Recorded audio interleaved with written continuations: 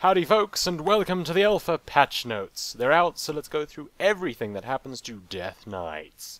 First of all, they're changing abilities to no longer get benefits from diseases. Before, your abilities would get stronger if your target had your diseases on them, and this is no longer the case, but don't worry.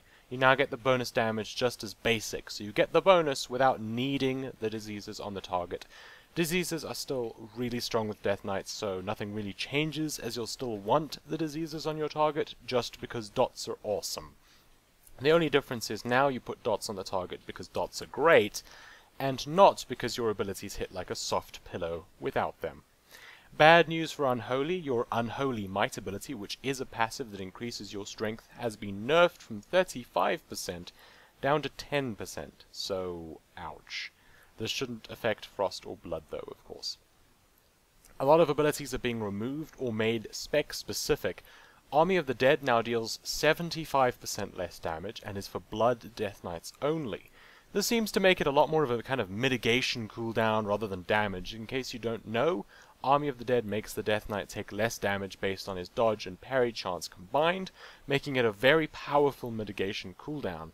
However, I do expect it to work differently, seeing as dodge and parry won't be in the game with Warlords of Draenor, so it will have to reduce damage some other way.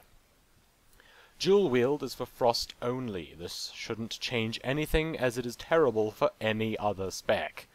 Horn of Winter no longer gives runic power, has no cooldown, and lasts 1 hour. So it's now just a straight up buff rather than something you can use while all your runes are on cooldown to get more runic power. So basically, you won't be using it in combat except to rebuff somebody who died and was combat rezzed or something. Necrotic Strike is now for Frost and Unholy only.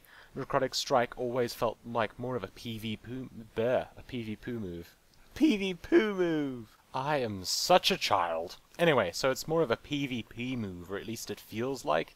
Anyway, though it did have some cases in PvE that kind of made it a little bit useful, but I don't see it making too much of a difference to PvE anyway, especially with Blood Death Knights wanting to really be using their runes for death strikes anyway, so if Necrotic Strike is useful in PvE, you can expect the Frost and Unholy Death Knights to have that job taken upon them, and that responsibility placed upon their shoulders.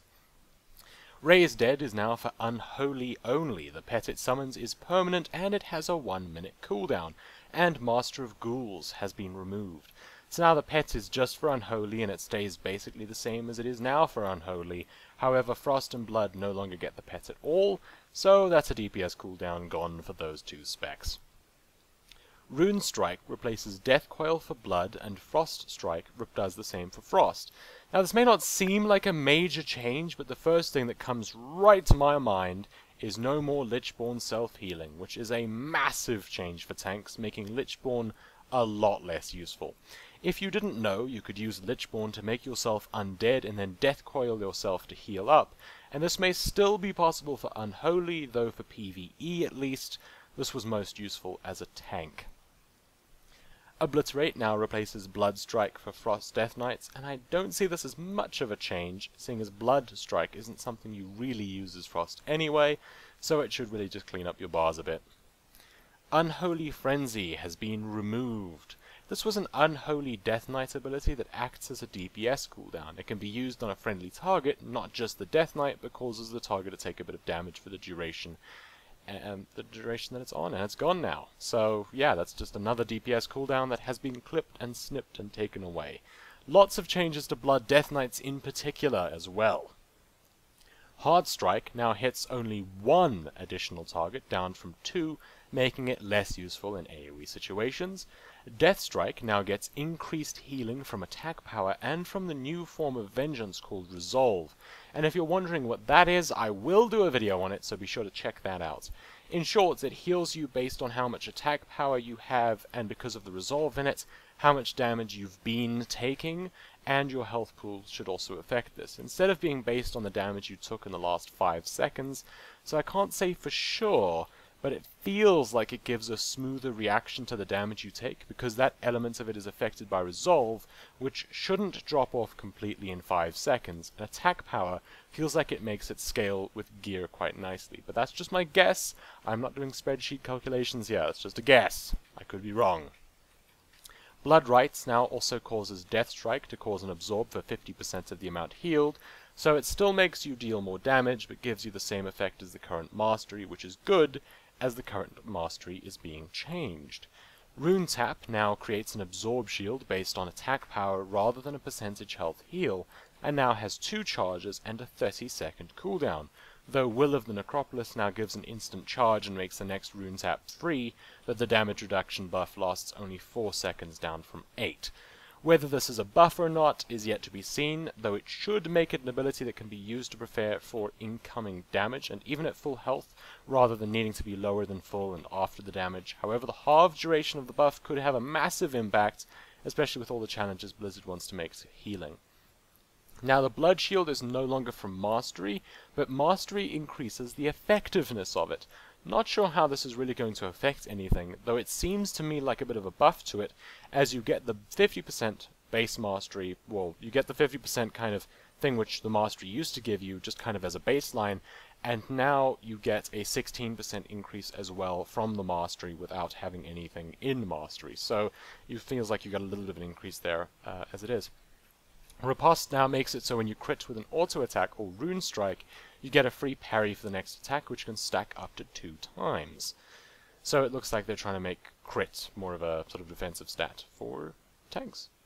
The weapon summoned from Dancing Rune Weapon now stays fixated on the Death Knight's target when it was cast, though it will swap to a new target if its target dies, or is unavailable. So if it swaps like in a tag team boss fight and you can't hit the other boss or something like that, then it'll swap and you don't just lose all of the damage because they went away.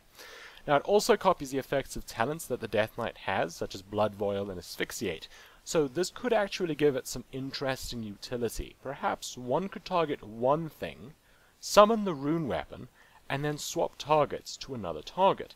Asphyxiate the new target and have both targets asphyxiated. It feels like it works a little bit more like the Warlock's Havoc ability, but maybe that's just my thinking, and I think that perhaps having it lock on one target could have some interesting results, but we'll have to see.